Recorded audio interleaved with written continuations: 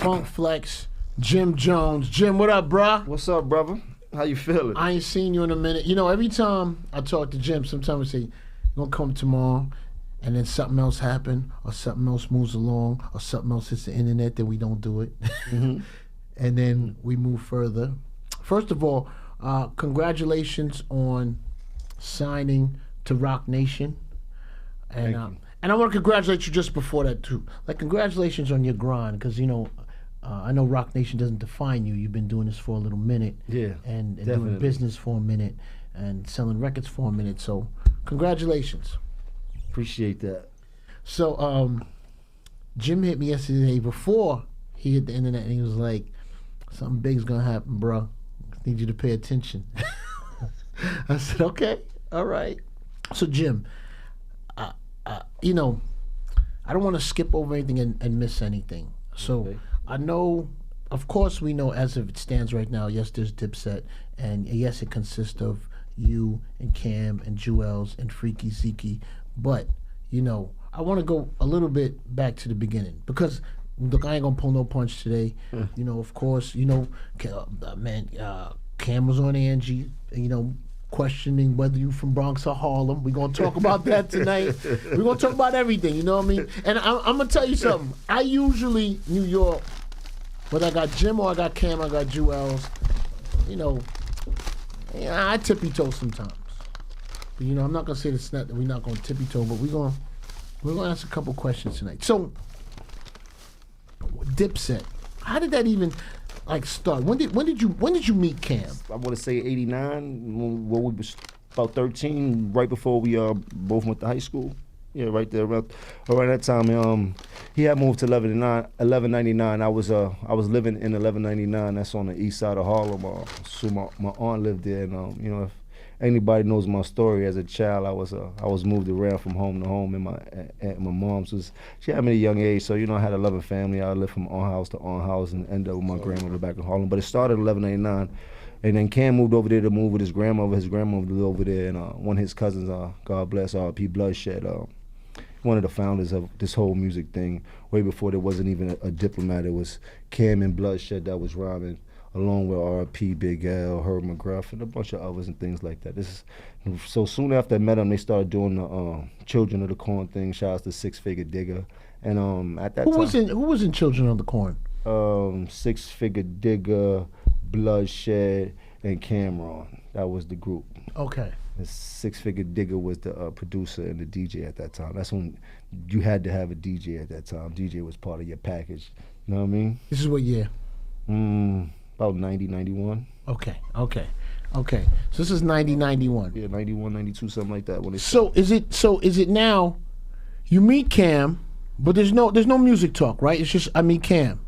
Yeah, I met Cam at that time. When I met Cam, Cam was one of the nicest dudes playing basketball in Harlem for that age, at 13 and 14. And then he moved to 1189. And in 1189, my cousin Dave was one of the nicest people on the east side. Like, everybody knew he was dumb nice, and they was around the same age. So that it started on the basketball court with my cousin and him going back and forth. Like, I would always get my cousin, and you know how that would go. And then you know, regular running around the east side, basketball, and smoking weed, to listening to him and Bloodshed around all the time. And they always was talented. Then they went to Manhattan Center, and that's where Mace was at. Then they started this thing called BBO. It was bending beat bitches over. That was the name of the crew when we was younger. That was like a West Side crew. It was Cam, Herb McGruff, Dre Degger. It was a bunch of kids from uptown and stuff like that Cam used to hang out with, and along with Mace and stuff like that. And I was down from the east side, so naturally I migrated to the west side. The west side was always the most exciting part of Harlem and shit like that, and that's where Cam and them was from. And you know, it grew from there, and went from them doing raps and formulating a little crew to actually getting serious. And then So you actually knew Cam before Cam knew Mace. No, I mean, I wouldn't say that, because Cam and Mace played basketball their whole life. Played basketball and Mace together. lived up the block from Cam. Mace lived on 40th between 7th and 8th. Cam lived on 40th between Lenox and 7th. So they knew each other from uptown. So Cam and Mace were never in a group together. I mean, did Mace live on 4th? No, Mace lived on 16th Street. Yeah, they was Mason Cam in a group together. I can't recall Mason Cam being in a group together. I know they knew always each other, and they was always rhyming rapped. then. They was like best friends. Pardon me, Mace lived downtown. I was thinking about And somebody so else. at this point, you're not rhyming yet.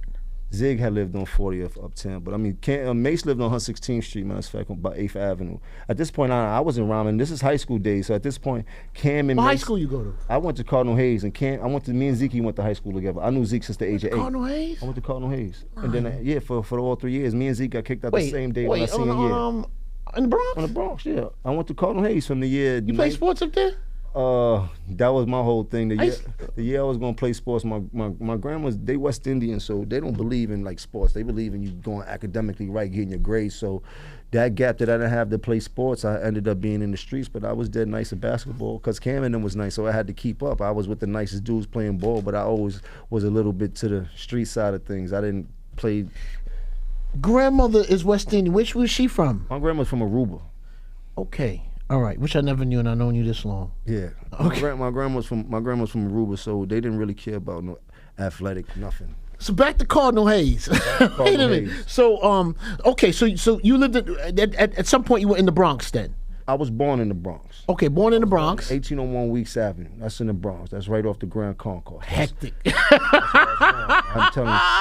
Shout out to my Uncle Ricky. He just came home. I watched my Uncle Ricky and my mom sell crack from I can remember the age of 5, which is like 81. That concourse, bro. To the whole time. Like you could see anything happen. I remember up when crack was sold in vanilla envelopes and things like that. Like the Concourse. My block was the bridge. That was like what uptown is. If you know anything about Washington Heights in the late 90s and early 2000s, that's what Weeks Ave was back in the day. That was the bridge. That's where everybody went to buy their weight and stuff. There was some real big characters that came up out of there. So I was raised in the midst of a crack den. Not my house per se, but just the area and everything that was around me, from my uncles to my aunts to my moms to, and my grandmother was just a spiritual person. I always went to church, so she had me morally sustained, like going to church, Sunday school, and all that. So in the midst of all that, I always had great morals and how to make great decisions in the midst of the jungle that I was living in. That's why I'm still here today.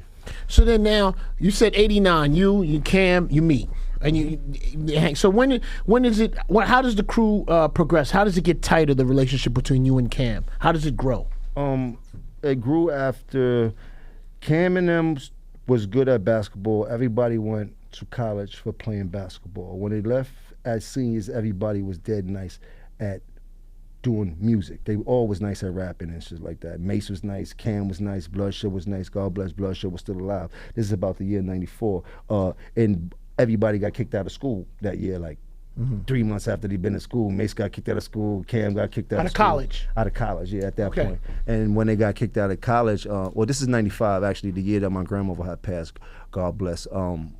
So when they got kicked out of college, they all moved back home. Cam didn't want his grandmother to know he got kicked out of school, so naturally he moved into my apartment. And my apartment, I respect that move. It's a good move. Not let grandma know. Of course. So my apartment, my apartment became like home base for the diplomats. Like that's where this is Harlem.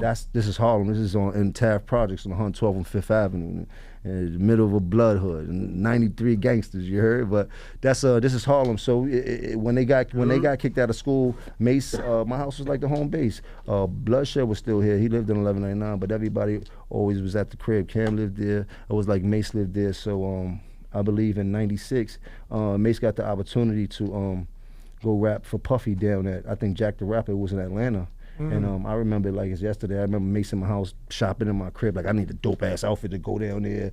Gave him the outfit. Like, this is when niggas was coming up. I was just always fortunate to be able to have little side hustles and always knew how to get a couple dollars. And getting fresh was always my thing. So Mace does what he does. He goes down to Jack the Rapper. He ended up getting the deal with Puff. They said he's standing on the table. Did some immaculate shit or whatever. Cool. He came back to Harlem, hype, pumping. Him and Cam is best friends at this time. That's when him and Cam used to go back and forth on the records and the crew and all that type of shit. With Mace getting signed before Cam and them being best friends, did that affect their relationship at all? Not at the beginning. In the beginning, it was still all love. When he came back, he told us the news and the project and all that, and he started to get his deal. And when he signed with Puffy and Bad Boy, and then he started to become friends with Biggie and all that type of shit. And then the whole revolution started. And at that time, Cam started to make a name for himself. That's when he was rapping with Clue or with Jada Kiss and all of them, and doing pretty good with the freestyles when Clue used to come out with all the tapes and stuff like that. And then It was like then we started up. This is like 95, 96s and stuff like that. We doing like independent shows in the middle of Harlem. The Lox is performing, Cam is performing. He's starting to get his name up. Then Mace get the deal. Lox had got the deal with Bad Boy at around that same time. So now the Bad Boy family is sizzling. Mace, and when he comes back, long story short, he ends up introducing the Cam to Biggie. Called Biggie, had Cam and Biggie house with him, and Cam started rapping for Biggie, and Cam came back hype like Big said he gonna sign me. It's on now, and this is all '95 because this was a big year. And then Bloodshed had died that year. Cam's cousin. Now above everybody that was around us, Bloodshed was Cam's best friend, cousin, like Ace in the Hole. Like that was his Ace Boone Coon. So when Bloodshed had died, it kind of put a real wreck on his life. Like he really took it hard at that time because he had just got the deal, and then Bloodshed had died. No, he didn't get the deal. Bloodshed had died. Then Biggie had died, and then he just felt like he was lost because. Remember there was a hold up with Entertainment. Not even with Entertainment. We didn't meet on at that time. Okay. You dig? Blood had died in a car crash. Then Biggie had ended up dying in L.A. And then he was supposed to do the deal with Biggie and them. So now it was like we was back to ground zero because we didn't know what was going on with that, and the whole industry was mourning and all that. And I remember Cam Arms had the liquor store that he had took control of and stuff like that, and we used to be at the liquor store working or whatever. And I remember one day they were shooting I Love Big Papa video after Biggie had passed and Bloodshed had passed, and we shut the liquor store down, and we go there in town at Mount Morris Park over there. They were shooting a video on 123rd, and me and Cam was just walking around the corner because it's Harlem. We like, hey, niggas, Lox, you know how we young now, we pulling up. We go there, and as we walking up, I see I'm like, yo, that's the dude in the Source magazine, like that's Unpartment, that's the dude on DS. And I'm like, yo, we gotta, I mean, I know it's a bad time, but yo, if that's right, Undias was first. Yeah, so I'm like, yo, if Big said he gonna sign you, that's his partner, we gonna see. And sure enough, we went up to him. I'm like, yo, this is Cam. I don't know what Big, you know, before that, Big he was like, yeah, man, Big told us about you. He said, on Monday we want you to come to the office so we could sign you to this label. It was that simple. Then on Monday, Cam got his lawyer, did a crazy ass deal. When had got that $64 million from Sony, and Cam had signed for a shitload of money. I remember going to buy the big 600 Benz. We went out to Queens and to the joint. Cam's Benz game, bro. You know what I mean? And, that was 96. That was Mace got signed in 96 and Cam got signed in 97. So now you and Cam during this Entertainment time, right? Like, what is you and Cam's relationship? The best of friends. Because I want to always get the position of what was going on. The best of friends. After Bloodshed had passed away, me and Cam became uncontrollably close. Like, you know, we were just brothers. You couldn't take us apart. He lived with me.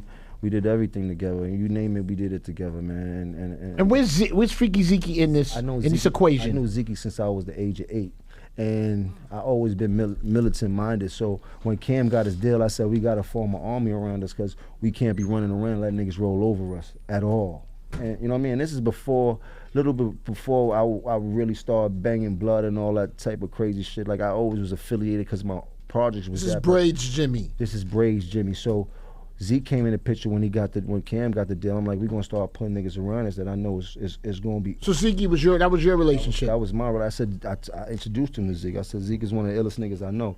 Cause at that time I've been to high school with Zeke. We fresh out of high school. Remember we 18, 19 in 96 and 97. You dig? So I'm dealing with the people that I went to school with, and I know Zeke was a warrior, a savage. It wasn't nothing that me and Zeke ain't doing school that we didn't come out with together. Like, and we broke bad, we got beat up, we beat people up, like this with me. So I'm like, we need Zeke. He had a big dude uptown named Fat Sean that used to be like, we're gonna put Sean next to us. My man Black and Dawn from the Bronx. Like, it was this pieces I was putting around us to keep that protection. But at the whole time, before I got all the pieces together, I was everything.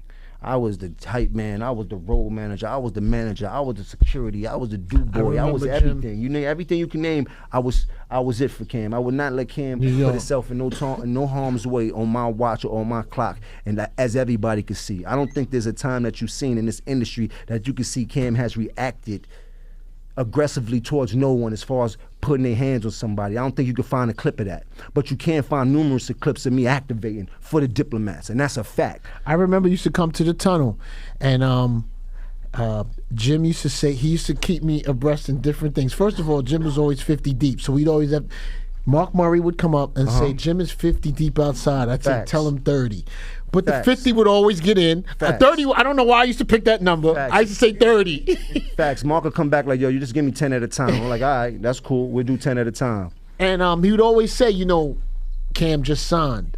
Or Cam, and you know, it was always Cam, your talk. You know, 100%. It was always Cam. It was always, Cam just signed, Cam's working on this, Cam's gonna do this, Killer's coming tonight. That's how he used to say it to me. Killer's, you know, Killer's coming tonight. See, my mom's always told me that I was a soldier with the ability to be a leader. You heard? Mm-hmm. And she meant that. So when you put in a position in life and you're able to kind of change your life, you gotta play the rules. Cam was the person that got signed. He was the face card, and I understood that. And I made everybody around me understand that. Like, he's the prized possession. He cannot be touched at all. If he get touched, we go down. And that was the method, even with Jewels. They all know. I put my life on the line for this. I've been to trial for this.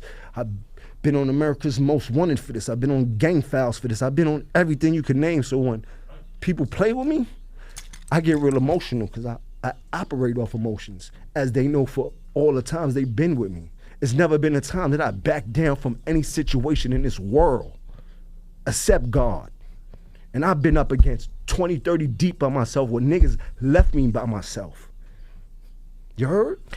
And I escaped those situations and come back and still give niggas high five. Let's do it. What we doing today? And you know, Jim, we never talked about that, about that situation. Any situation. There's been numerous situations. That situation, there's been times I've been on the road where there was shootouts. There's been times when my cousins go to jail for 5 years for this that didn't really have to be in jail for this. Fed time.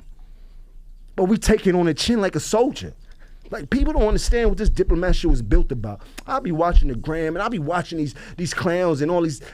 But boy, if you really get to live this last 20 years that I lived, you would understand, boy. I put everything on the line for this. And I took it with a smile. Even when niggas doubted me, niggas down me, when I was on trial and niggas told me I need to take the plea. Take what plea? We don't take pleas, nigga. You heard? By the grace of God, the trial gets dismissed because they couldn't find enough evidence of a shootout that happened on or uptown over Cameron. You heard? I want the trial over shit like that. I want the court over shit like that. Every time you see me in the news, it was over diplomats. When I get sued and shit like that, it be over diplomats. When I'm kicking ass, when I come to the club 30 deep, it did what? It made the diplomats look good. You heard? When I'm banging blood, it was good for them, right? It was good when it was good for them. You heard? When it wasn't good for them, oh, nobody wanted to be a part of the Bloods. But when the Bloods became popping and it became the notoriety of the Bloods started becoming, oh, everybody want to turn blood. No, I didn't put that on camera because I was glamorizing. I put that on camera because this is what we was going through, and this is what we was affiliated with. And we had a chance to do something great in life, which we did. We broke a lot of barriers. Kids from the middle of the gutter. I don't care if it was from the Bronx or Harlem. We started from nothing. We had no OGs. You heard? We had nobody to tell us what we was doing was right or what we was doing was wrong. We didn't have a blueprint. We had us. We had that love, we had that energy, we had the talent, we had the style, we had the charisma, we had Harlem. And I refuse to let anybody play us for anything short. You heard? Like, the shit we bring to this game, it would never be bring to this game in that fashion again. You heard? So when people get on this radio and try to discredit me in any fashion, I don't do that. I pick niggas up in the midst of whatever because I know what we went through. What we went through was a real thing. Joel's still my favorite rapper today. I told him that ever since I met him at age 16. And even today when he pushed, he just put a record out called Dipped in Coke. You know what I put? I put work, bro. I ain't got time for the frivolous shit. My personal problems has never been about the business. And everybody knows that. You heard? I've done a lot of things off of somebody's ego. A lot of the things that were done right over the diplomats, I feel were done off of good direction. And a lot of times was smart and innovative things came from us, came from me. But a lot of the mistakes that we made were done off of ego, and I was with that. I was totally with it. I'm with the shits. If that's what we doing, that's what we doing. I'm bombing on everybody. Who don't like Cam? Who don't like Jewels? I don't give a fuck if you don't like me. I ain't here for that. And that's what I did. I kept that position. So when I be listening to interviews and niggas trying to play like, boy, don't play with me, boy. Diplomats, right? When did you, Cam, because I know Jewels isn't in the, is not in the folders yet. Jewels got in the folder early though. He got in early, but when Diplomat starts to get screamed, how did that even come about? That it turned into an album, like because of course I knew Cam, and I knew Jimmy, because I don't even think it was Jim Jones then. I think I knew it was Jimmy. And when did you say you're gonna formulate? Because the Diplomats came a little bit after Entertainment. I guess he was out of the Epic deal, out of the Sony deal. And I felt like there wasn't a deal, and I started to hear the Diplomats talk, and the mixtapes. The Diplomats came about a long time ago when Cam first started doing music and stuff like that. This is when Six Figure Digger was still in the picture. And slowly but surely, even he was erased out of the picture for whatever went on at that moment in our life, which I feel he was cheated out of a lot of great things because he was there from the moment we started. But that's a whole nother story. But Six Figure Digger is the one that actually came up with the logo for the Diplomats. It was the eagle, and put the Diplomat through it, and we had put the silk screening machine. We was making our own T-shirts, and this was early. This was probably like '98 we started. It's considered Cam and the Diplomats. Yes. Right? Like it's not even. There's no Jewels rhyming. There's no Jim. There's no other rappers. Not Zeke's not rhyming. It was just Cam and the Diplomats. Which I think the first album was entitled Cameron and the Diplomats. I believe. I don't think it was just Diplomats. No, the first album was Cameron Presents. Yeah, Cameron Presents. Okay, so now, when does it evolve to Jim Jones and Jewels also having verses and being equal members? When does that start? I was on every one of Cam's albums, and I sit down and help him create all his albums. You know what I mean? In the studios, long nights and all that from the beginning. Jewels came in on the SDE album, and that was like the last album that Cam did at Sony, and I remember Jewels had a couple of verses on there, and and probably was like 2000, maybe 99, something like that. That was right when we was getting off of Sony. At that time, we was in a real bad place, and me and Cam was trying to figure out how do we evolve, and we was like, man, we need to sit down with Dame and get Dame to kind of do your management. And that kind of being like, he like, yeah, we need to do that. And also at that time he was trying to get off of Sony, and we didn't know no other way to get off of Sony by being aggressive. So we went up into Sony. We went to Sony about 40 deep. Who's the Sony person signing at the time? Dave McPherson or something like that. Dave McPherson, what's up, my brother? Yeah, you made a lot of money. Yeah, we went into Sony with like 40 deep, a bunch of bloods. Me and Mad Disrespectful. Cam had the camera, cornered them, put them on camera. Told him, tell him you're gonna sign me off this label and all that type of shit. And it was kind of witty. It worked. They had the highest security for like a whole year over there. Mm-hmm. They thought, you know what I mean? But so he lets him go. He lets him go, and then Dame Dash starts to manage Cam, and just the whole around the whole time, the paid in full thing and all that started coming out, and then it was about to come about, and then he did the Diplomat deal was about to come about. But first, Cam did the deal with Rockefeller. He did his first album on Rockefeller. What was that? Come Home With Me. Okay. Right? That was the first album he did on Rockefeller. After he did Come Home With Me, that album went platinum. So, at that time, they was giving artists labels and all that type of shit. So once he did the platinum Come Home, when we started doing the Diplomat thing in the building, he had lobbied to get the Diplomat deal and all that. And at that time, Jewels was already bubbling and shit, because we had him on all the records for a few years and shit like that. Now, I don't want to rush through this Rockefeller Diplomats marriage, Cam marriage, mm-hmm. because this me outside looking in, this looked like the biggest you guys were getting, mm-hmm. In terms of, you're growing as individuals, you're growing as individual artists, people start to know you individually. You're on Rockefeller Def Jam, Dame Dash is involved, mm-hmm. Jay-Z's on the label, mm-hmm. Memphis Bleak, Siegel, State Property. And here is where there definitely seems to be happiness and friction. Like this is where I saw it start to change. And I remember the big I don't know if it was the big weekend, maybe Cam was made president or was made vice president. Something happened, and it was definitely a change. It at some was point. A jolt. I mean, personally, I felt that put a jolt in the whole business up there. I mean, we was nowhere in the whole business spectrum. You know what I mean? So when by us starting to be hot and doing all the dope things, and then Diplomat getting on fire and Cam being on fire, and Dame being a boss up there, he kind of, I guess he took that and ran with it, and then for the hype of what the media is saying and all that type of shit, he kind of put something on Cam that he should have probably talk to the rest of his counterparts about. I mean, but I don't know how that whole situation went. But I know from that day on, there's definitely been a jolt in that whole Rockefeller system, not from no diplomat side, from just how the shit was moved up there. That the change? Was possession. that when things changed in the diplomats' relationship with Rockefeller and Def Jam? Was that the changing point?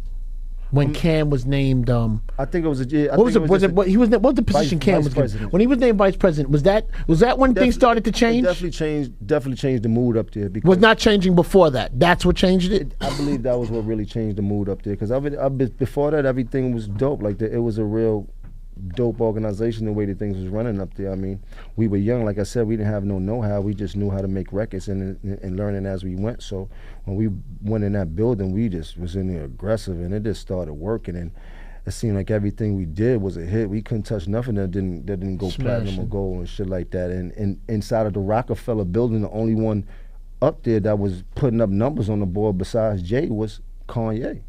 Now Jay, I remember. This was a rumor. Remember the New York record that Cam had? What was it called? When him and Jay went back and forth? Yeah. Welcome to New York. Welcome to New York. Now, something I had heard at the time, and it was just, no internet at the time, that it was difficult to get Jay to put his verse on that song. Was that even true or nonsense? It wasn't that. It wasn't difficult to get Jay on that song at all. Okay. It wasn't that. It was we were signed there, and we was any other artist, nigga, we signed to Jay. What's up with Jay? Cam asking, like, it was damn, like, what's up with Jay? I need that verse. I need that verse. I need that verse. So that's what it was. It wasn't him hard doing that record. Just I need that verse. The way that record happened was actually the dopest shit I've seen in my life inside the baseline. You know what I mean? But as a young how did it happen inside the baseline? I'm about to tell you. But as a young artist coming into a label and us being fans, like, don't get it twisted. Me and Cam used to sit in our house on the big TV with the VCR and tape all the records we love. Twister was one of them. Every Jay-Z album or mixtape, anything we had on the VCR tape, any video had, we watched our music from the video channels and shit like that. Me and Cam did. Like, we were total fans. We knew everybody record. Nas record, we was big fans. And Nas was like the flyest nigga to us in hip hop coming up in the day. Like, me and Cam were complete fans. But when you get in the game, I tell people like this all the time, it was something like when Iverson had to hit Jordan up. Like, we all competition now. As much as we're fans, we're competition. We want to live. I wish we would have been on the same team, but at this point, I got to get my crossover on. You know what I mean? Like, so that's how that was. So now when we get there and shit like that, it's like, oh man, vicariously, we like, man. And Cam cocky. Like, Cam walk. I know how you walk. Cam walk through the place like, that look, that Harlem shit. I know what the mission is. This is my boy. The mission is we gonna set fire up here. We in. We gotta show these niggas we the illest niggas possible. They got state prop. We gotta rise to the top up here. Whenever we go in the studio, we making bombs. Jewels, have your verses. I watched Cam make Jewels do verses all day in the house. Don't come to the studio and got like 9 verses, boy. We ain't writing nothing in there. We coming in and just bombing. You know what I mean? So at that whole time, so now, when Jay gonna get on the record, so that was the whole talks in the building. So when people probably say that, that's probably what they mean. Okay, it was just trying to get it to happen. The night the record came in, we come in the studio and baseline. Your man Jay came in like, yo, you ready? That's just how he told. Was Cam there when Jay laid his verse? Jay came in baseline, looked at Cam like, you ready? Cam came back here like, I think we about to do this shit. I'm like, what? He's like, wow, he just came in and asked me if I'm ready. You heard? Clear out the studio. Just Blaze put the beat up. Was it just them two in there? In the studio, yeah. Them niggas wasn't allowed in that shit. And it was just them going. It was the illest shit I seen. Nigga. Cam goes in the booth in like 5 minutes flat. Cam come out, Jay go in the booth like 5 minutes flat. Cam go right back in the booth after that. Jay go right back in the booth after that. Cam go right back in the booth after that. Jay go right back in. Nigga was like, I thought they were swinging at each other. Like, it wasn't nobody gave no time to breathe. Niggas didn't have no, I need to get my ball. Niggas wrote a whole song back to back. Shit was done in like 15 minutes. I'm lying, I'm flying. Ask anybody who was in there that night that witnessed that history would be like, nah, that shit was the illest battle ever. The illest battle ever, nigga. Who we gonna make? We gonna have the best on this song. Nobody's getting spanked. We ain't allowing it. Yo, if they had Instagram and Camp, nigga, and people would die to see that, man. It was like a revolving door, and then the record came out so crazy. They put Jewels on the hook. I remember Cam like, yo, telling Jewels, yo, write the fucking hook. You heard? Like, yo, get this fucking hook. You better get on this fucking record. This record gonna be big. Gonna be something. Cam was a beast at music when it came to work ethic, and he knew what he needed to hear. He knew how he wanted to hear it. He knew what niggas needed to do. Like, we would be on tour, and I never take nothing away from niggas. We would be on tour, all of us, and Cam would be like, everybody write a 16 before the night is out, and we gonna battle each other at the end of the night. Now, he don't battle because he got the deal, but he making me, Jewels, J.R. Ryder, everybody battle. Every day you gotta write a new 16. This is how deliberate he was when it came to the shit. When Jewels wrote gangster music, and the gangster music. Hey, we was in Chicago when Cam had bought a house in Chicago. Cam was getting all type of money, all type of money. I will not lie, that nigga was I used to see Cam. That nigga was busting up. New York City. I forgot this, Jim. In between when he was signed, I'm gonna tell the story, Cam. In between Cam was signed, in between Rockefeller and Sony, I used to see Cam on the car show tour, hustling. When I used to come through Carolinas, the weirdest states I'd come through, Cam wouldn't come to the car show. I'd be in the parking lot. He'd come to me, yo, Flex, what up? Because we was all no hat, no nothing. I said, what you doing out here? Embedded in the street, niggas. So you know, there was a gap between Sony and the Rockefeller deal. And he was getting that bread. And in that gap, we all had to get to that bread. You dig? Like, I just chose to stay in the city with it, but he was reporting to the same block I was on to do whatever he was doing. And, you know, we was out in Carolina just having fun and shit like that, man. Shouts to my man Tiny Bum, man. You were talking about Chicago. I don't want to take you away from, you said Cam bought a house in Chicago. Cam bought a house in Chicago in Wrigleyville. I remember big ass mansion because he loved Chicago so much. Chicago was one of our favorite Dipset towns. And I remember we going out to the club and he told Joel, yo, let me hear that verse you got to this record. Joel did a verse. We came look at each other like, Cam like, nigga, I didn't get you a deal for that bullshit verse. He said, man, you ain't going out tonight with us. You go in that basement you got down there, that basement with all of you, go down there and write some shit. We going out. We went out, came back, called the nigga. Come up, like, yo, tell me, let me hear that shit you got going on. Was Cam enjoying? He was enjoying having somebody to kind of. That was like to boss around, right? So the Cam enjoyed having, you know, to walk him through them steps. Definitely little brother. We walked him directly through the steps as far as the records, and Joel's came back up and did the record that we all heard and love, and that's how that went. So he was an ill doctor when it came to all that music stuff and things like that. You know what I mean? It just, everybody takes a turn. I mean, my fame, I don't know if my fame made people uncomfortable as the more famous I got and the more notoriety. You know, Jim,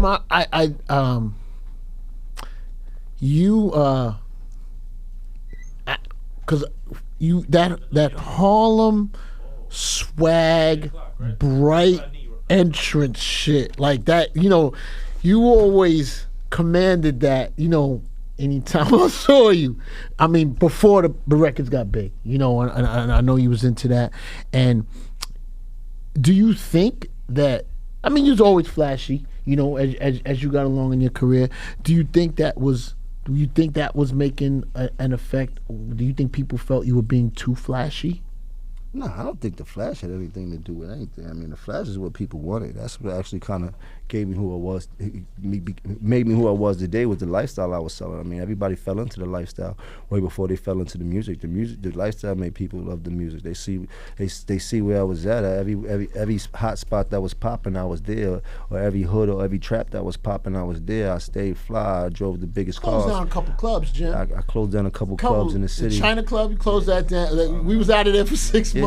I mean, the mayor put out an ordinance on Joseph Jones, said he's banned from all clubs in New York City to further notice. It goes out a couple. Yeah, I mean, I've been around. I've been around since. What's the issue at the station? I forgot, man. I've been around since Rap Police was gang unit. You heard, like, you know, okay. That was in the tunnel when the gang used to come in the tunnel and harass me. Them same officers turned into the Rap Police. I mean, I've been around this game. I caused a couple of problems, but you know, I remember we live and we learn, man. I remember New York City when Jim was gonna start to rap, because you know what, I wasn't always privy or understood when you were on the album cuts, and Cam was saying, yo, man, working on Jim stuff, and Jim, I ain't gonna lie, I was like, Cam, you sure?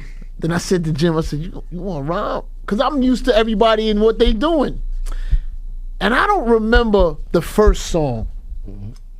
But first Bobby song- Trends. Oh, the first that Bobby- was Certified Gangsters. That was the first song he grabbed and went crazy with. And Bobby Trends used to say to me, I remember he said to me once, because I ain't gonna New York, I was heavy G Unit. I was heavy G Unit. And Bobby Trends said to me, he gave me a street. He said, you have to go up to so-and-so and so-and-so and see what this is. And I called Cam and I asked I said, Cam, you know, where you at? I think you had brought Trends to the studio the night before. I don't remember what street I went up to. I'm 40th in Lenox. It was in Lenox. It's Cam Block. And then I saw people with diplomat tattoos on their body. Now, this is a street, New York. There's at least 200 to 300 people in the street not talking to each other, spread out in different pockets on the block. So I go up there and I see Cam. I don't know if you were there that day, Jim. It might have. I was there. And then I remember saying, I said, you know, I think I understand what this is. And I don't know what record I grabbed the next day. And I went on that radio and maybe that was what was happening at the time. And I launched it. But then it was the club that Certified Gangster, bro. That's when Club Envy was popping. That's what Trends broke it at in the Club Envy. Trends was leaning on that record. He said, Flex, I'm telling you, this record is something. Jim is something. You need to see what this is. And Bobby Trends made me understand Jim. So when everything else started coming, I wasted no time. Jewels. I remember when you guys told me you were gonna go to Koch. I said, are you sure? Yeah, because I had asked Dame for $1 million. Dame blatantly told me, no, he's not giving me $1 million. But this was after Jewels and Cam both went platinum and the Diplomat album went platinum. So I'm like, man, common sense would tell you that I'm worth $1 million. Give me $1 million and I'm gonna blow it up. That's what is that? Go gold or whatever? Everybody over here going gold. He like, nah, he wasn't really feeling my energy when it came to doing music. So me and Cam was like, man, we could do it. Jim, I was a doubter too in the beginning. No, it's cool. It's cool. I went to what you did though was you made those records. Like I remember there was a point you were like 5 deep with smashes. It was like. No, I mean, I was as much times as I got shut down. I've been in Irv Gotti office rapping. I'd have been all type of executive office rapping way before I got a deal or anything. And everybody shut me down. Like, man, we know you for Cam, but the music ain't really what we know you for. So when we went to Koch, we had the idea of like, man, let's do it like them 7 artists do it. That Baby Girl. We did, like, we got Diplomats already rolling. Everybody know who Diplomats is. So if we put an album and say this is under the Diplomat label, there's no reason why they're not going to get it the same way they would get it off of Def Jam. And we using Def Jam to spike you anyway because you're already a Diplomat. And we took it to Koch and worked. That was that. You ever wanted to give up? Certified Gangster. When you were launching your solo project, because you know everybody thinks you got it easily because you were on the team, but it actually made it harder for you to blast off. Well, it made it harder for me in the sense of I couldn't get a major deal, but I always was a hustler. I knew the whole spectrum. I put the play on the table for everybody when it came to Diplomats. I didn't follow the play. I made the play. I put the whole play together. That's how we was able to get all that independent money and go to Koch and all that. It wasn't no thinking about it or somebody told me what to do. We was smart enough to do that. You know what I mean? Like, and I made a shitload of money. You said Baby Girl, Certified Gangsters. Oh, it just paid into play. And then that was the first deal at Koch. I think that shit was like for $75,000. I remember Cam did the Diplomat deal. He gave me like $75,000. Them two checks kind of. I got those 2 checks and I never looked back. I chose not to never sold a drug in my life after those 2 checks. Did you ever have to take money out of your personal to propel your career? All the time. I'm an independent artist. Every dollar I spent was all personal money. You got to figure when I do a deal over at Koch and they cut me a check for $1 million or $1.5 million, that check is for the whole entirety of the album, producers, beats, photo shoots, videos, everything. Like, they don't come out of pocket for nothing else. That's why I was getting the big check. So yeah, that's coming directly out of my pocket. But the reward on the comeback is a big What check. label was Ballin' on? I don't even remember. Ballin' was on Koch. Koch made probably about $20-some million off of me off of Ballin'. You caught that Sony check though, bro. Yeah, I caught that Sony check. You went in there nice. Nah, I bum rushed the building. I ain't gonna lie, the recession fucked me up. I lost a few million inside that Merrill Lynch shit. Okay. But I bum rushed the building, man. Sony gave me a good check, and I was able to get off that check like a tax write-off. I remember going in there, whatever the circumstances may be. It was like, we can't really have you on the label, and you could just sign this paper and take everything with you, and you ain't even got to worry about paying us back. I was like, no problem. I'm cool on that. I'm out. And since then has been, I would say, he's been the beginning of my hiatus at that time. So now Ballin's cracking, right? You know, the Dipset's rolling.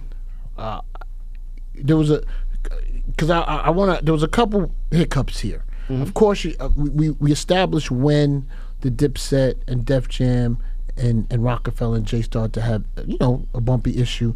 But now that happens, and now Jay makes a response on Ballin'. I loved it. But what prompted it? Like when I say that, it's like, because I felt that was the first time it wasn't rumor anymore that there was an issue. You know what I mean? Like, what brought it to all of that? Was it his problem he was having with Cam at the time? It definitely had to stem from that, because my problem, I didn't have a problem. And what was Jay and Cam's issue? What was Jay and Cam's issue that made them not be able to coexist on Rockefeller Records at the time? Dame. Now, was Dame creating an imaginary friction between the two? No. This is when the demise of the Rockefeller started happening, when everybody started picking sides, and people were saying there's no more Rockefeller, and Cam chose to side with Dame. But right before the real demise people started taking sides and shit like that.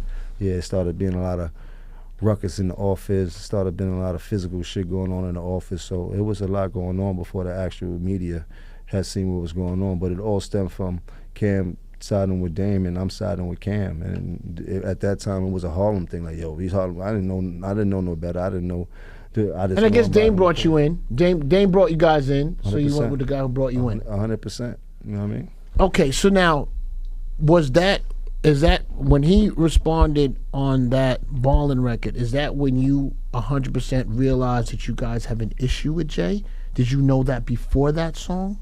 I knew that before that song, but that's when I 100% realized that he considered me as a real rapper. Okay, all right. Literally. When he did that, I laughed and I smiled and I was happy.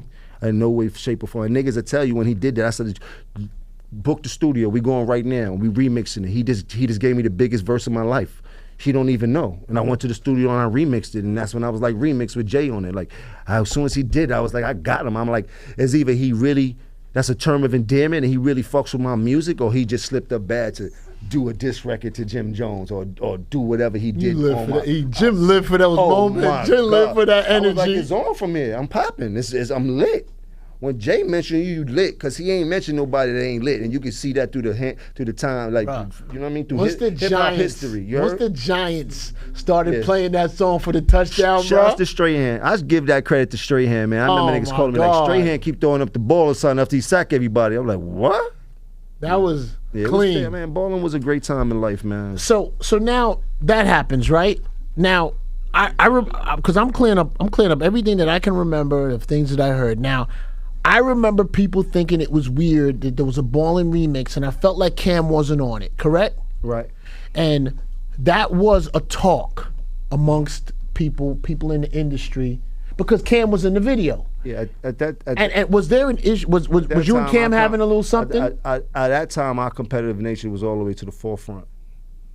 It was who gonna be more popping, and I was a bit more popping at that time, and I don't think niggas took kindly to that as opposed to embrace. So you felt like Cam didn't want to be on the remix at the time? No, I didn't say he didn't want to be on it. I'm just saying at that time it wasn't like. I might have called you and asked. I think I called and asked. I wasn't opting to call him to do a remix and all that. You know what I mean? It was just like, yo, let's do the ball and come get in the video. This is Dipset. We gonna blow it up. We still on the same page. This is when I had signed the kid Max B, actually, and that's the whole nother thing. Like, you know, I signed Max B to out of me knowing how he talked. That he had a different type of lingo just in Harlem, the way he talked. I used to be like, boy, if you could rap the way you could talk, you gonna win. Then he went to jail. I remember you brought him up. I remember you brought him up one day. He went to jail and he came back rapping. And you know, he from Cam Block, and everybody knew he rapped. Cam knew he rapped all that. Do you remember when you brought him to the car show? Yeah. When he first got out of jail. I told him put them glasses on and all Yo, we at the car show, nigga Max B. What was it? No, it was Pin the Tail. Max B turns around, puts the glasses on and adjusts his hat. Mm-hmm. and then comes back to the stage. I'm like, yo, this guy is really. Everything they seen from Max B is what I told him when I met him. I told him, don't ever take your glasses off. I don't care where you at. If you in court, keep them black glasses on. That's why everybody never seen it without his glasses on. Like, I had a premeditated murder of what I wanted to see or what I wanted to hear. He was an absolutely talented kid, but that's here nor there. So after I get ready, when I signed him, it was just funny because the things that I would do, I wouldn't be credited for doing, because once I did that, it just felt like Cam wanted him to be his artist when he should have just took the chance on seeing how hot he was. Then him and Cam made him do the diss song with Jay-Z. Then, it just rolls different. Like, you understand what I'm saying? Like, so was Ballin' the beginning of some differences with you and Cam? Was that the beginning? We're at the remix now. Is that the beginning where you feel? I think my first $1 million check when I changed my lawyers was the real beginning. This is prior to that. After? It's the prior before the Ballin' check. Before, me and Cam always had the same lawyer, I kind of found out some shit that, the game is to be sold, not told, and you got to learn as you go. So I found out some shit that I wasn't comfortable with. And I don't even know if he knows to this day, but I'm not that type of person. I just like, all right, cool, let me find out the best thing I need to do. And I started studying the game. At that time, 50 Cent was popping. I said, I want to get 50 Cent lawyer, which happened to be Theo Sotomayor. So after I did that deal with Koch and got that $1 million check, which Cam got a shitload of money off of too. Me and Jim argued about this. I know Jim don't want to bring it up. Me and Jim argued about this a couple times on the phone. I felt the ways. I felt the ways about a couple things. I felt the ways about that and 50's lawyer, only because I guess, I was just always used to y'all being an entity, doing it on your own, and I just saw a rise in Dipset and how. Yeah, but it wasn't. I used to explain to them how big it is and how big it's moving and what it means. Yeah, but it was outside looking in. It was moving, but I wasn't included in the moving. I was named as CEO. I remember you said that. Yes. Listen to me. This, people think they smarter than people, and you're just happy to be here. I was named as CEO. I was never on black and white in paper as the CEO of Diplomat Records. I never received a check at all for Diplomat Records, for no type of profit of any type of sort. I worked for every dollar I got. That's why I chose to direct videos. That's why I chose to engineer Cam's albums. That's why I chose to do everything I had to do around it so that I could eat. Like, the game wasn't really played fair. It looked good on camera. We could say what we was. Oh, Zeke's the president, or I'm the CEO, or Joel is the vice. Like, that shit didn't mean nothing. Now, Jim, we gonna do both sides. I'm not mad. I'm just telling you what's going on. It ain't no both sides. That's the look Jim gave me 10 years ago. Going on. Now, I want to first, because I never told you this. I agree with you, business-wise, right? I do, because maybe I didn't say that to you before, years back. I agree with you. I think, I'm gonna speak for Cam and just not Cam as Cam, but just as business, not business. I'm not here to put nobody. No. I'm gonna speak to you as this. I think however Cam moved with you, he learned that from someplace. And I think that the OGs before Cam and the way the business has always been running years was always 100%. That's why I feel like this is why I told you I'm not mad, because I knew that terminology. The game was to be sold, not told. I watched Cam do it to people. I watched people do it to Cam, and I was abreast to that. So that's what I really do feel. When I figured out what that's what he felt. When I figured it was the way to do it. That's what I'm saying. But when I figured out what I needed to do for Jim Jones as Jim Jones, correct, I had to do that. Like nobody ever. What I've done for people, no one has done for me. When I got out at 4 o'clock in my bedroom, I couldn't call these niggas to get out at 4 o'clock to come save me. You think there was ever a time in my life I could call Cam to get out his bed to come save me? Now, when you explained to Cam that you want to do business a different way, was he receptive to that? I didn't care at that time. I already knew what was going down. I knew what type of person Cam was, and that's why I'm not even here to talk bad about nobody. We grew up with each other, so everything that happened, I already expected. I planned for that. Because you grew up with him and you knew his personality. I knew his personality. You did? Like, shit, he was bored. He was tight. I knew how he hustled. But there was... He gave you a platform. He gave me a platform, gave me an opportunity, but he didn't give it to me. I worked there. Cam didn't get the deal without me there. I was there every step of the way. From the year 1995 to the year 1999, you couldn't find Cam without me. What could Cam have nothing. What could Cam have done? A bitch in the room with him. I was there. What could Cam have done different? Right? Because what you're telling me is the biggest issue here is business, right? And how you start to grow as a businessman and the entity started to grow. and of course it comes down to you and You see, Joel's if you- not. if you What could know- he have done if you notice, differently? I separated myself from that But could he? entity Could as he? Jim Jones. If he would have came to you business wise and cut you in better, would we not be here like this couldn't today? I couldn't tell you. That part don't really care because I'm not upset about none of it. That's what people don't know. Like I don't really give a fuck about. I this. would be. I would be disturbed. I would be disturbed. Why? I would be disturbed. How would you be disturbed? That's like crying over spilled milk. That shit is not gonna happen. So I'm not gonna talk about it. Life is life. It's played out in the book already. I love the way it went. Nigga, I'm from the gutter. I sold crack. I lived in the project. That's a hood within the hood. We was able enough and fortunate enough to use our talent to get out that motherfucker and stay in the best places in the world. Go around the world on private jets, sit on yachts, jump in the water in the ocean in Italy and shit like that. Niggas that can't fathom what I did. So me sitting here with you to talk about what could I don't give a fuck about that. We Dipset. We made it to the greatest of all time. Yeah, me and my man had some feuds. Fuck it. That's what brothers do. We had millions of dollars in front of us. Niggas gonna fight when it come to millions of dollars. I want the millions. He want the millions. It's always been like that between us. If you know him, you're asking, we always had a competition from when we was younger. We started off calling each other bum ass niggas. If I seen him the next day with the same clothes off, I call him a bum ass nigga. He seen me the next day with the same clothes on, he called me a bum ass nigga. You bum ass nigga. Oh, I'm getting fresh today, nigga. Watch what I come out with later on. That's always been me and Cam's relationship. You heard? But we always been there for each other in the beginning. And there's always been a time that I know was gonna separate. Cam's first thing he told me when he got the deal and we was able to get money, nigga, I'm gonna show you how to get the water. You gotta get your own fish. I'm cool, nigga. I don't need a fishing rod or nothing. I'm grabbing them shits by my hand, nigga. You heard? Show me where the water at. I'm cool with that. You gonna take me to the water with you? Cool. I'm gonna turn into a fisherman, nigga. Thank you for taking me to the water. You heard? I was gonna follow you to the water anyway, nigga. I was right here anyway, nigga. You heard? Where you was gonna go? Whether you liked it or not, nigga, I was gonna be right there, nigga. I was gonna jump in the water by myself. But neither he did it. He set the path, and I loved it, nigga. He broke shit down. He made Diplomats. He made Cam. Everything he did went platinum, nigga. We was popping. I'm not mad at any of it. Now you spoke of the lawyer. Do you think did Cam feel a certain way with you getting involved with 50's lawyer? You feel? I don't think he felt the weight. I don't think 50 lawyer had anything to do with anything because I was. Or was it just because it was another different lawyer? Just for the best lawyer that could shoot Jim Jones, and that kind of cut his knowledge out of what I was doing with the Koch deals and shit like that. Gotcha. You know what I'm saying? Like it just went so the straight before that, Jim the Jones deals mode. were going through Koch through Cam. Yeah, they Before were going that. through the same lawyer. Same so lawyer. His lawyer was making him abreast of everything I had going on, and it wasn't his lawyer wasn't really doing his job the way he's supposed to in my favor because him and Cam was already breaking millions of dollars for the past 6-7 years already. You know what I Okay. mean? So it was cool, but once again, I'm not mad. I ain't even come here to talk about all that. You talking when we No, talk I'm about at- the no, history, no. But we want to talk. we We want to gonna- talk we about get to it. the- But we while we give- talk about it, I don't want nobody send nobody up here thinking I'm bitter. You know what? No. Not We gotta bitter, get to the nigga. we gotta get to the I history, drove Jim. foreign cars every year for the last 20 years. Boy, I'm not bitter. I got a house in Miami, got a house in Jersey. My mom's got a house. My baby mom's got a house. My Uncle Ricky just came home. I'm about to get him a job construction. Like, I'm feeling good. Like, I don't really care. Wait, but people care, Jim. That's why we addressed it because we got to bring it full circle to Let's bring it Rocnation. We full bring it full circle. circle. Let's bring it full circle. So now the lawyers change, some things change, right? And now, You know, let me tell you one of the things that out of everything that hurt me to this day, I'm gonna be honest with you, because of my loyalty and how hard I went for everybody else. Cam never came to one of my shows and popped up and jumped on the stage as a surprise. I remember you said that to me. You said that to me. That should have made me cry to this day, my nigga. You said that to me That's early in the all game, my nigga. I remember. All I ever wanted was to come at a show and watch Jay come out of bleak shows. I'm like, I remember you told me go to that. 12 shows, and that was one of the things that just, even to today, it'd fuck with me like, come on, man. But nothing else bothered me.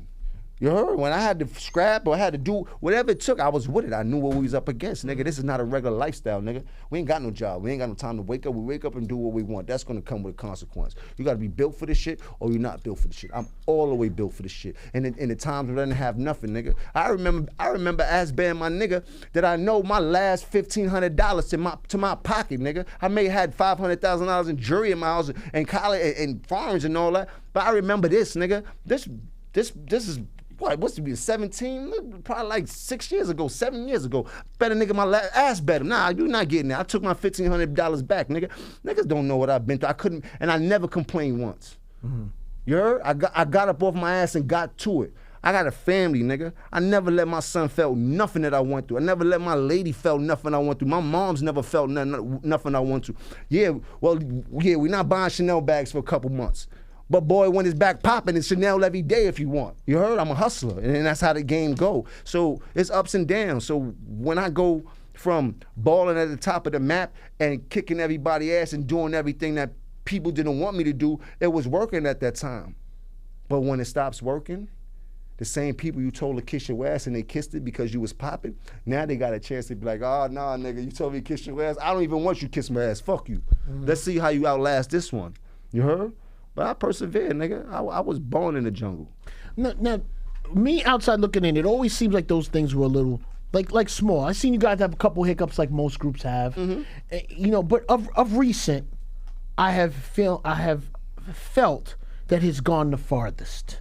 Like maybe. Like lately, like maybe the last month and a half. Yeah, maybe. Right? And of course. Listen, man, I never was friends of any of my friends' enemies for nothing.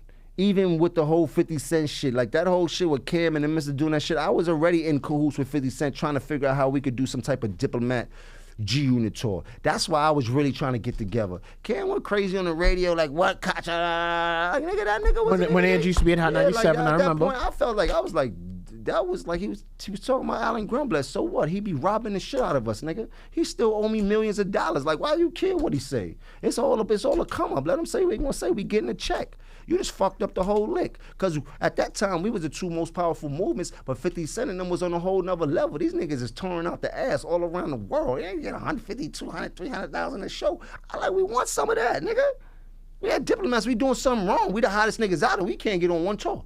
And I felt like even after that, you guys got together and kind of moved on. Like it wasn't a party stopper. It wasn't because it wasn't that serious. It was a sequence of coincidence that kind of happened. Now at the same it feels time. like I've heard it said about Mendices, and that has come up time and time again, and on Cam's part, and how he feels like is that even an issue with you, Jim? Because I don't even know. Is that even an issue that him and Mendices have a relationship? At that time, I wouldn't care about what Cam did anyway. You dig? So I already knew what he was into and how that goes. But where I'm from, I never was friends of any of my friends' enemies. Gotcha. No matter how the situation played out. You dig? And especially with a person that you've been breaking bad with, a person that put his life on the line. You feel he was disloyal? I mean, at that point, I already felt he was disloyal. We already been past that. Before that, then you felt that before that. Yeah, 100%. Gotcha. You gotta watch the way things roll. See, that whole situation it had nothing to do with no Cam situation. That was some level hip hop shit that spilled over to some treep shit, and I ended up having to beat a nigga up. If you don't believe me, you can ask the whole Saint Nick project. But that's neither here nor there. I had to get that out. My bad. I mean, it didn't work in my favor. Them niggas, it was a setup. But I made it out of the street shit. It spilled over into some real street shit. So when it spilled over into some real street shit, it was about to go further into the street shit. When I got real live street niggas on my phone for. Hold up, I'm not trying to get you hectic, Jim. No. I don't want to take you to a bad place. I'm just saying, like this shit. I'm just telling you, it just spilled over into some real live shit. So with that being. Which is simmered now though. It's at a medium now. I'm just you going through it. I'm going through it. You dig? Okay, yeah, that's all. I don't want to skip over that. It's all right now. I mean, it's cool. I mean, I don't really care about it. It's cool. Okay. I mean, you know what I mean? I'm still me. You heard? I don't think nobody want to do that. Be cool. But that's just what happened. Some real life streets just spilled over, and I felt like there was a very strong disregard for who I was in his life, no matter if we were getting along or pressing. And I would just sit, and he felt like whatever happened on the gram, I don't care. Sometimes I lash out emotionally and shit like that. I think the snitch word was concerning Cam. I'm just speaking for it. That's what I heard. The word snitch. That was concerning him. That was concerning. Nah, I mean, that seemed to be a thorn for him. I emotionally lash out a lot of times, and you know when I lash out, on social media, wherever. Okay. Wherever I'm at, you know, sometimes I use social media sometimes, which I've learned to stop doing that. My emotions have got me in trouble a lot of times and shit like that. And sometimes I say things where the truth hurts and it kind of sticks people in a place where, you know, they kind of react a little badly. But at that time, the whole shit was a train wreck. I mean, I tried everything, tried to get back with the diplomats. So you don't feel Cam's a snitch? Yeah, that you don't feel Got nothing to that. do with that. I don't know what he is. No, but I know he's an Aquarius. You I heard? gave him the alley-oop, and I gave it to him, right? And he wanted to say to me, "Nah, I'm not taking it. I'm not taking it." Nah, I don't know what he is. I know he's an Aquarius. You heard? I know he's a water sign. You heard? Okay. So, wait. So, in moving forward, and look, like I said before, I know we. And there's a lot more. There's a lot more to these stories. There's just so much stuff to get into. But basically, this, we going through a little bit of it, man. Like I said, nothing. Now, is it easy to say that it's nothing that can't be fixed one day? Correct? Because I've heard him say that recently. It's nothing. It ain't that listen deep. to me. I'm not thinking about that right now. Honestly, I'm thinking about strictly Jim Jones right now. I'm at a Jim Jones point in my life. I ain't worried about mending no old relationships with nobody. Not to say it like that. I'm at a Jim Jones point in my life. The past 2 years, I tried to do a lot of other things that probably would have went through where we wanted to, but it didn't go that way. And I can't waste no more time. You feel like you put that effort and that time into that already. I've been putting that effort in, and it's not rewarding as we would like it to be. And nobody's willing to be militant and stay disciplined to make it happen until we get the kudos from it. You know what I mean? And that's just that. So, Jim, because, of course, today is one of the most surprising days amongst everybody, internet-wise. Like, how did this become full circle, and then Jim Jones signs with Jay-Z's management, which is Rocnation, meeting with OG Juan? I didn't even understand. I thought when you put this on the gram 2 weeks ago, you was joking, or I thought you just went up there cold, because you didn't really tell me what you was doing. I thought you went up there cold, just turned the video camera on, and niggas was saying no, because niggas was saying, yo, Jim's getting thrown out. So I'm thinking Jim went up there riffing on some fuck that I'm going up there, and they escorting him out, and he's videotaping it and just letting people think what it is. Was like, how did that come about? That, like, I'm very confused on that. Like, how does it go from this record to, nothing's happening, to fuck everybody? Like, yo, you even had, my brother, you had a court case, didn't you? At one time, was with Tata? I was, brother. Shout out to Vaughn. I sat down and spoke to him too. But there was a court case. There was money exchange. There was lawyers. Yeah, it was lawyers and stuff like that. I felt like you rushed him at some point. Like, didn't that happen? Nah, that's cool. It's behind us now. I got to sit down and talk to everybody. I spoke to Tata, spoke to Juan, spoke to Beehive, spoke to Vaughn, even the kid True Life. Like, I haven't got to speak to him yet, but we mutual. You and True Life are good? Yeah, we. That's good, money. I mean, and it ain't nothing, man. These are all things that were old wounds, man. Nobody died over it. I did like that. I'm gonna tell you something. The Rocnation thing. You know why I loved it? I love seeing two parts like that. Say, you know what? Let's do business. I love Fat Joe being with Rocnation. Dope. I like seeing it. I liked Fat Joe on the remix. Dope. And I'm gonna tell you something. Until I heard the Fat Joe Jay-Z remix, and when I was, I had a chance to get it first and play it, but when I heard both of their voices on the same song, I said to myself, do you realize we was deprived of that? For so long. Of these two guys early on, when they were, thank God they both rocking at the same time still, that it still mattered, and it had to, or else somebody would have took a loss if one guy was hotter than the other, right? If it wasn't equal. But I thought that was amazing. I know a lot of people, because some people are young and they've gotten older, they don't really understand what that record meant, the both of them being on that song. It's pivotal. It's real big for hip-hop. It's real big for business, real big for black people, period. You know what I mean? And the picture. I remember the picture they took on the gram. And but Jim, how did that happen? Like, because you're from Harlem, so I know there's a point where you go, niggas, somebody trying to job me. Is this some bullshit here? Is this some bullshit happening at the end of all of this? Did you take it serious from the gate? Well, from the gate, it started as a mutual conversation with my dude, that we have the same mutual people, that we always been like that in the midst of the feud and everything. You mind if I ask who this is? Huh? You mind if I ask who this is? Because when there's a mutual person between two of you, I'm trying to know who the fuck it is. It's my man V.I., my man Vic, man. He's a good dude, man. You seen him. So he's in between you and Jay. Not me and Jay, just but me and the whole Rock, business. Yeah, like, you know what I mean? Like, okay. You know what I mean? It was not even like that. It's just that me and him has always been cool through the whole feud, and he's and he's on that side of the fence. Got you. So, but we always were. We started as family, so we were maintaining that relationship. You even hit the couch. What's the? That was Lenny. That was. But what threw me off is I think it's the same day Fat Joe hit the couch. I was like, yo, is niggas trying to?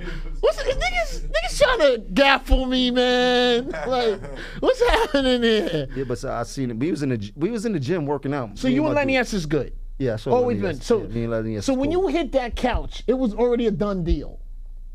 Pretty much. Okay, so prior to that, your man Vic, he says to you, or you say to him, yo, we should do business? Nah, we just in the gym working out, talking about the industry, because we both been in the industry since before the deal's done. Yeah, I knew him since 20 years, through the whole shit in this game. And then when we got to Rockefeller, he was there, so we always was cool. So we in the gym working out, we live in the same neighborhood working out, we talking about 300, we talking about Atlantic artists, we talk about Rocnation. I'm like, man, right now, I ain't gonna lie, your boys got that shit on fire over there. What the fuck? You know, we just keep it on it. We just keep it in 100 and shit. Like he like word, you know, you trying to say something? Like say something like what? He like, oh, all right, watch this. He like, I'm gonna make a call. I'm like, all right, whatever that means. He called me back that night, like, yo, man, OG Juan want to talk to you.